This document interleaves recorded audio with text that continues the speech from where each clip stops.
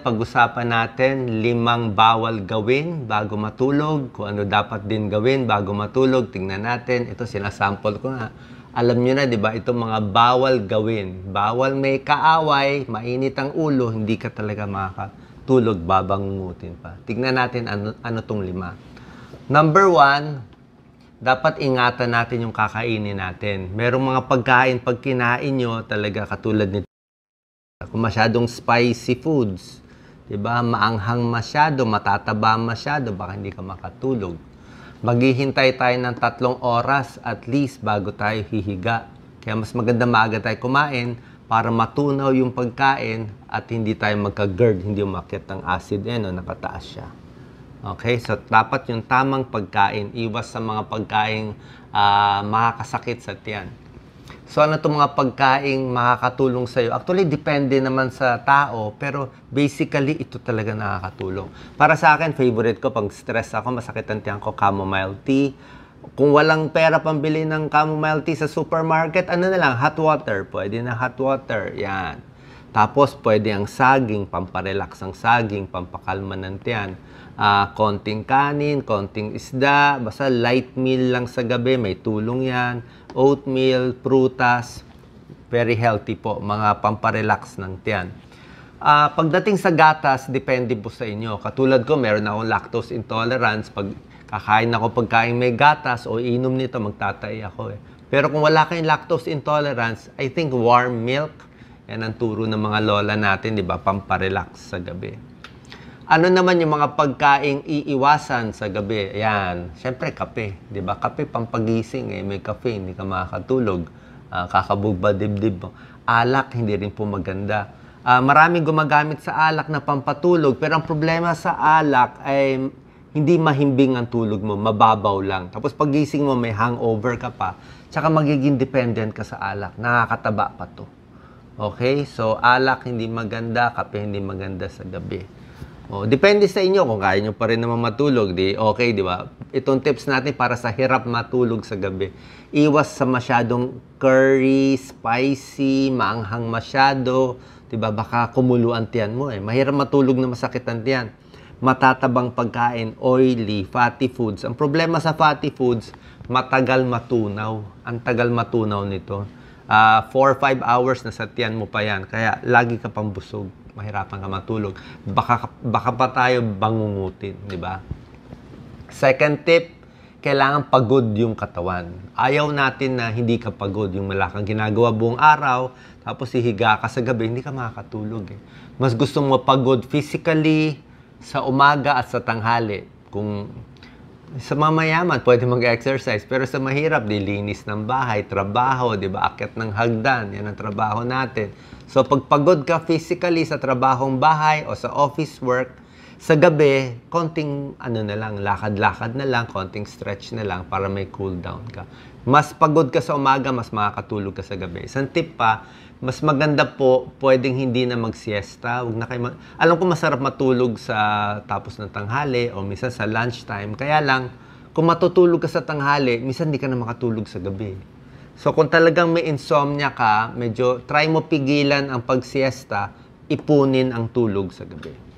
Number 3, ang bawal gawin, bawal magalit. Kasi talaga kung may galit ka, may issue ka, try mo na natin ma-resolve, di ba? Mag-usap kayo ng partner mo, ng mga kaibigan mo, paano matanggal yung galit sa ulo mo. Tingnan mo, hindi siya makatulog. Man should forget his anger before sleeping, sabi ni Gandhi. Hindi ka makakatulog.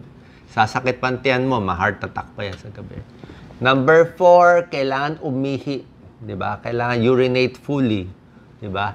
So, ang problema kasi, pag nagkakaedad tayo minsan, may prostate problem. Kaya ihi ng ihi sa gabi. O sa babae, nagkakaedad.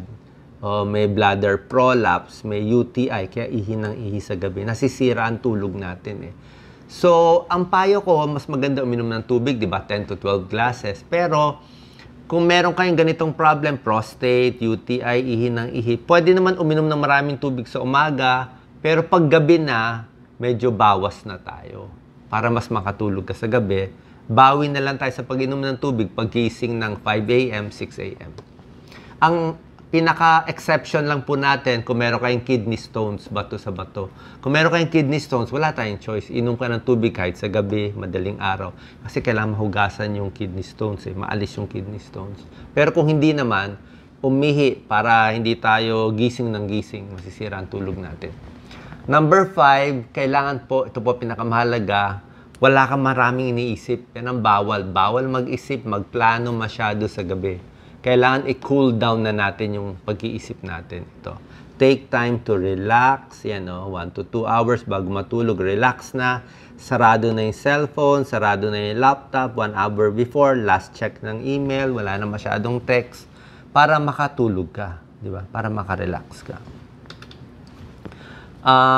Mag-relax. Pwede mo i-plano ng maaga yung next day para wala ka na iniisip. Pero maaga-aga to. Mga 6 o'clock, 7 o'clock ka na ng gabi magplano. Tapos tama na. Yung last 2 hours, pahinga ka na. Magdasal at mag-meditate.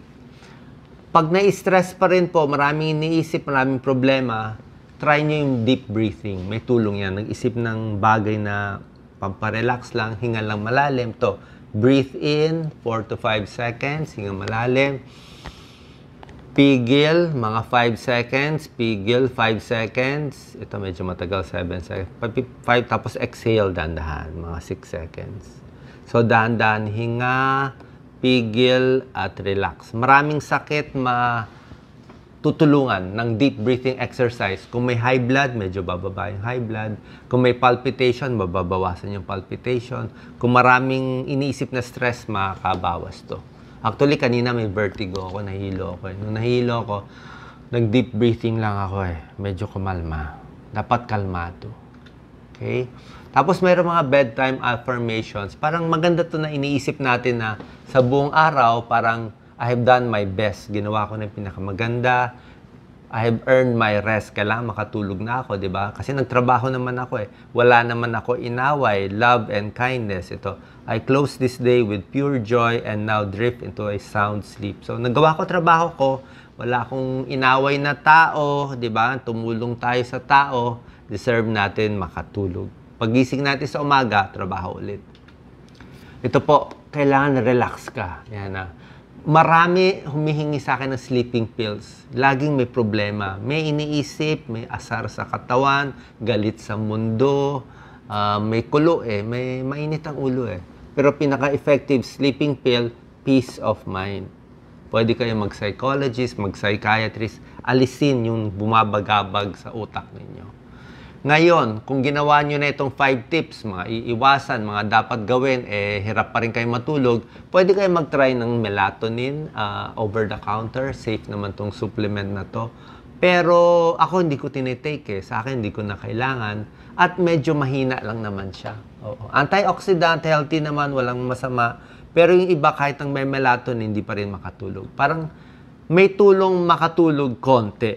Pero yung talagang insomnia na talaga, hindi makatulog, kailangan nyo na ng sleeping pills. Pero ang sleeping pills, doktor magbibigay, kailangan may S2 license, magkukonsulta ka sa doktor mo, hindi basta-basta makakabili nito. At syempre, titimbangin ng doktor, kailangan nyo ba talaga to? Kasi kung gabi-gabi, baka ma-addict ka dito, di ba? Ma-addict ka, mag-groggy ka sa gabi. Ayaw naman natin araw-arawin mo kasi nagiging dependent ka rin dito. So, consult your doctor kung bagay sa'yo ang sleeping pills. In summary, summary na lang, kailangan relax sa gabi, medyo malamig yung temperature, huwag masyadong mainit, tahimik, dasal, meditate lang, iwas sa mga inumin at pagkaing masyadong nakakagising, matulog ng parehong oras, kung 10 p.m. gabi-gabi para masanay yung katawan mo. Pwede po maligo ng maligo. Hindi bawal maligo sa gabi, maganda nga maligo sa gabi para malinis ang buhok, malinis ang muka, yan, para relax na relax ka. Tapos sarado na tong laptop natin. So sana po nakatulong tong tips natin, pwede natin gawin, mga bawal at dapat gawin bago matulog.